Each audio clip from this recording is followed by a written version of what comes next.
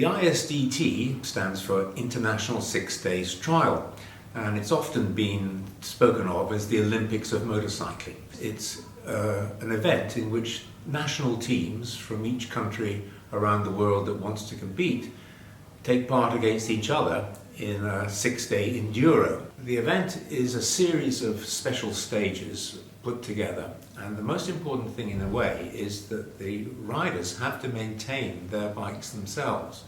So they're given a certain amount of time at the end of each day to do maintenance, fit new tyres, whatever, but they're responsible for working on it themselves. So it's a real test of man and woman and machine. Okay, so how is the ISDE, was ISDT, structured?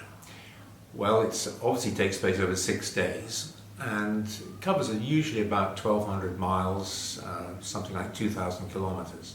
There's also a speed event right at the very end, and this is often regarded as one of the most important elements in the competition, because it's particularly used to break up any ties. So if teams or individuals are tied on a particular number of points, then the time that they make in the speed test is what determines who comes out on top. Following on the Olympics theme, there are in fact gold, silver and bronze medals awarded to the competitors according to their performances.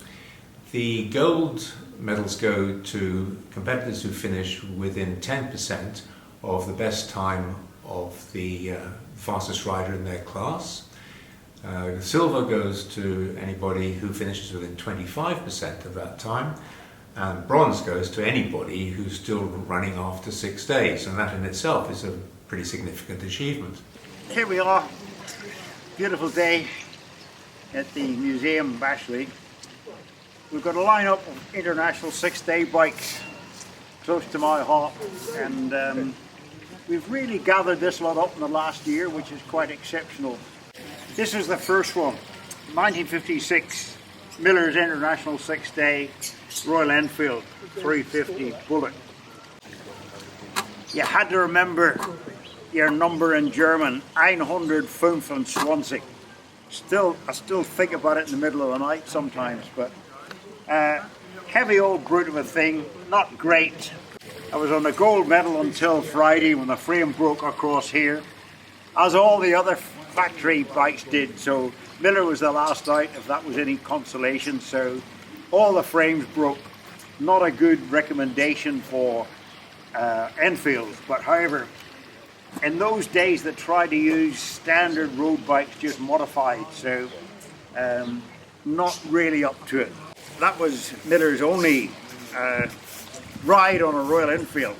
I was quite pleased about that actually. So after the Enfield, we'll probably move on to something that's a bit more familiar.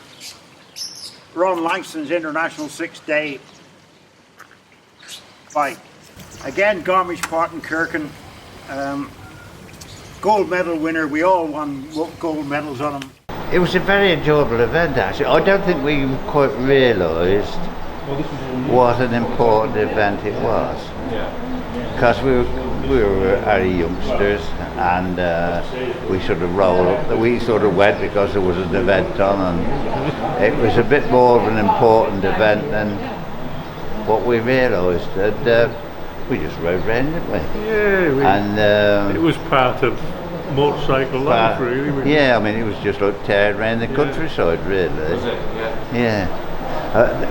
The big point was you didn't have to fall off. Didn't have to bend the bike. If you fell off, you always bent the levers or did something daft. That was the secret, is to ride as quick as you could go without falling off. Because you were riding blind. You hadn't been down the roads before. That was a bit of judging. If you're tearing along at 70 miles an hour and you come across a corner, you've got to be a bit making the split decisions, you know what I mean? Yeah, and also bike handling skills and all of those things. But apart from that, it was damn good fun, wasn't it? Oh, we had great fun. Yeah. More fun at night. I really enjoyed this.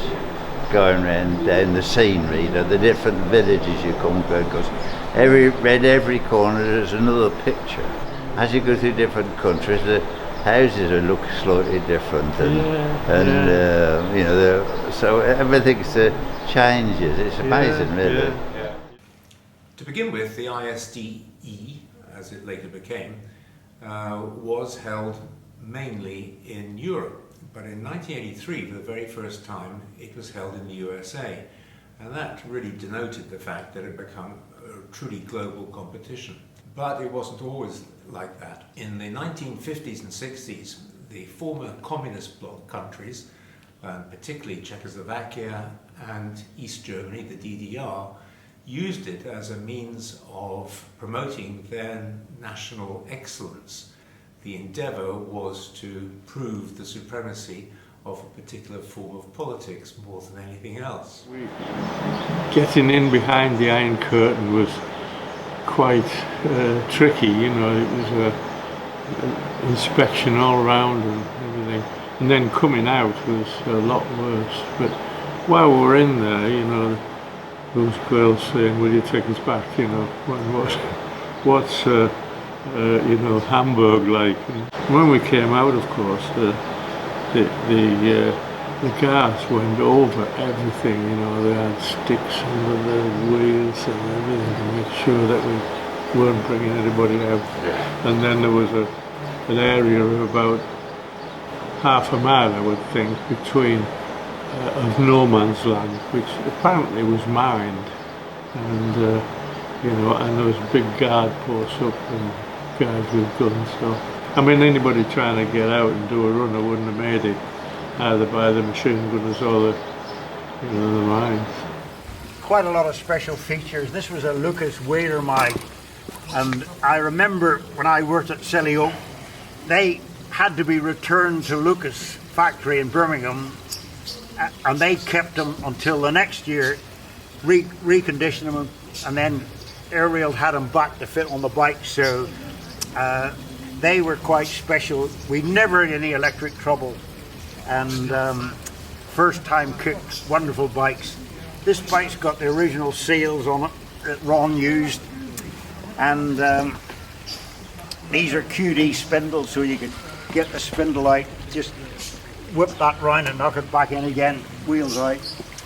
Because to get on the British team, you had to change the tube within 4 minutes. You always made sure you had plenty of heat in the tire so it came off easy. Tube in, back on again, off the stand and down the road. So 4 minutes, difficult, but you had to do it to get in. Then they would say change a cable, so you always had twin cables. This was your tool bag on the top, and you always had your route mark on the top where all the special tests were. And generally speaking, you had a recce man who would tell you where the tight checks were, where you had to really get a move on and where you could take it steady. So I remember International 6 Day, Erfurt, the American team came over with McQueen and the Bud Eakins and Dave Eakins and Penton. Steve was just one of the boys, which, you know, he just was not a famous person, he just wanted to be one of the boys, which was absolutely great, you know. And when we finished riding, we'd sit round and have a cup of coffee, and these photographers were, you know, hovering round him. He said, "How do you cope with this, Steve?" He says, "Well, it's my job." But he was good on the bike, you know, there was no question. There was some gravelly areas, and he used to be able to, feet up, go round in circles with the bike broadside, and yeah, it was good fun with him, yeah. And we went out practicing with McQueen and all that lot the day before, and they were going to show us what roly-polies were and broadsides were, so Miller was interested to see what all these Americans were doing, but they were covered with, all the TV cameras were there, so Miller found it just a distraction. But however, the roly-poly for the Americans, believe it or not, if they got stuck in a rut, they didn't ride the thing out of the rut. They threw it on its side, turned the bike over, stood it up on dry ground, take off, By that time the whole front end was covered in mud, the cables were all screwed up, so Miller wasn't too impressed with that. So then the Americans were going to show us how to do broadsides, and it ended up Miller was showing them how to do broadsides. And then Dave Eakins started with me. We started in pairs. So he was on a Triumph, and they just said, stay behind Miller for 6 days. Don't bother about route marks, anything, just stay with him. And he did, and the crowd loved it. It was Miller in the shadow for 6 days, and in the end, Dave Eakins was the only American to get a gold medal along with Miller. McQueen crashed out on the second day, Bud Eakins lost time, Penton lost time, so stuck with me, Dave, all week and got a gold medal. That's your gold medal. Miller's proud to have 8 of them, so there you go. Aerials, then we move on. Leary driver's greaves. You've seen this before when we were rebuilding it. Now I got it finished. We're very pleased the way it's turned out. I think a lot better than what it turned out at the factory. So this is Mary driver's bike, all finished. Lovely little tool bag on the top. That's a photograph of Mary in it. So she's going to try and get down to the museum, have a ride on her old bike, although she's getting rather mature at this present. But Challenger engine, 4-speed gearbox, Albion, rubbish really. Leading link forks. Lots of the original seals on it, which is quite nice. We've kept all those. So after that we move on to the Triumph. This has just arrived a few weeks ago. It was donated to the museum by a real enthusiast, and he bought it off Ken Haynes many, many years ago. 500 Triumph, 1970 International 6-day, Isle of Man. Miller won a gold medal with a Bultaco Matador in those days. Cheney frame. Had Cheney, a bit like the Rickmans, he made very special, super strong lightweight frames, so to put Triumph motors in them. As you see, it's still got the spare handlebar control lever on there. You've got a screwdriver in there if you want Allen keys in there, your dual cables, and this is your air bottle, so if you've got a flat tire you've got some fresh air, and QD bolts. The marks on here so that you can find where your valve and security bolt is quickly without spending too much time. And in here you've got a load of more stuff. If you wanted a spare chain, you just pull your chain like that. And there you go, you got a spare chain. You wouldn't bother putting it back in again. You just stick it on if you lost your chain and off you went.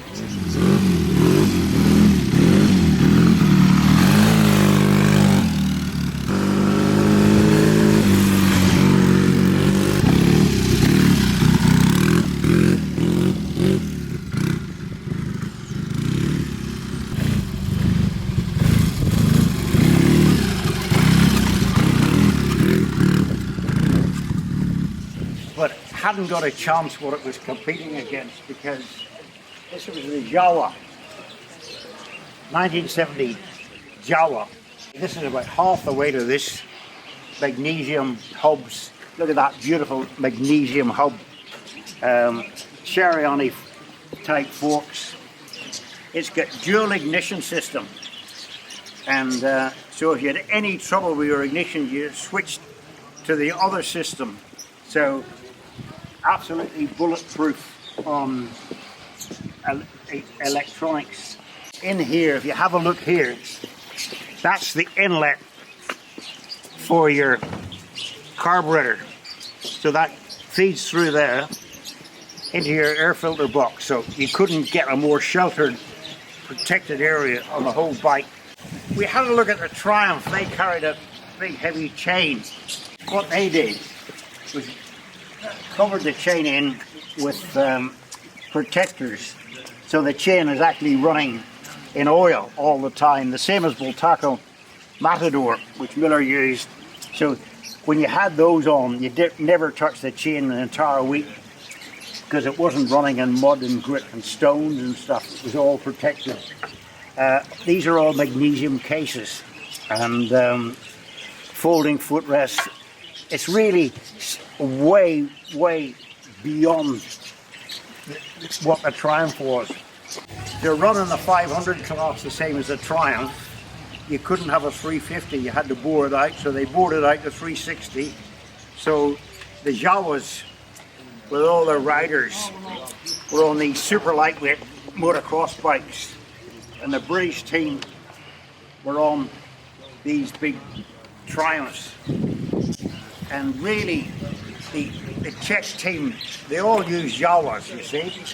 They, of course, the advantage of being on a Jawa with a CZ, instead of having 5 bikes of the British team, all different, if you have one of these, pair of wheels, spare tank, spare everything, one of each.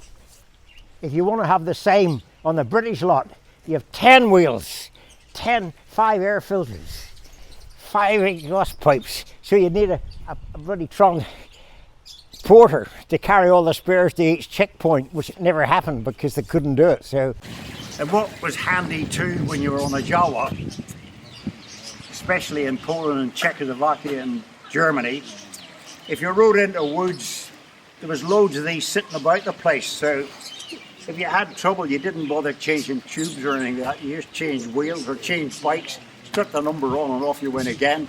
And then towards the end of the evening, they would give you your own bike, your original bike back, all rebuilt, so you could book it in at the end of the day, scrutineered, all passed, yet you'd been using a different bike all week, and the British team could never crack it because they were far too sharp.